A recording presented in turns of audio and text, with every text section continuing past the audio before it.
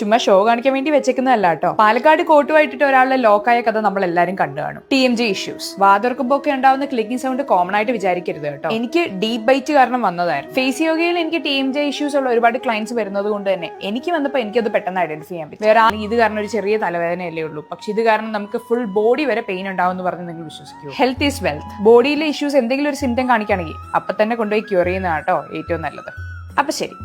പാർവതി തന്നെ പറയുന്ന ഒരു കാര്യമുണ്ട്. ആളിന് TMJ പ്രോബ്ലം ഉണ്ടായിരുന്നു. അങ്ങനെ ഡോക്ടറിനെ കാണിച്ചിട്ട് ആളുടെ ഒരു കണ്ടീഷൻ ഡീപ് ബൈറ്റ് കേസ് ആണെന്ന് കണ്ടെത്തി. എന്താണ് ഡീപ് ബൈറ്റ് കേസ് എന്ന് വെച്ചാൽ നമ്മുടെ മുകളിലത്തെ പല്ലുകൾ ഫുള്ളായിട്ടും താഴത്തെ പല്ലിനെ കവർ ചെയ്ത് വരുന്ന ഒരു കണ്ടീഷനാണ്. അതായത് താഴത്തെ പല്ലുകൾ കുറച്ച് ഉള്ളിലോട്ടായിരിക്കും ഇരിക്കുന്നത്.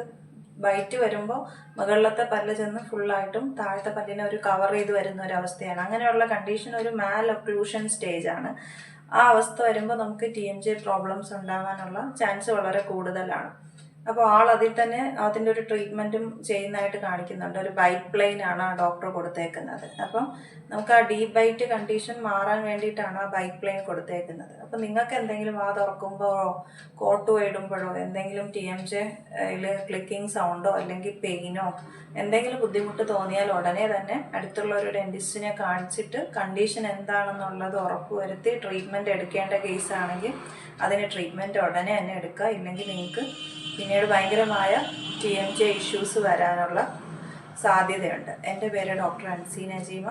ഞങ്ങളുടെ ചാനൽ ഫോളോ ചെയ്യാനും ഷെയർ ചെയ്യാനും മറക്കരുത്.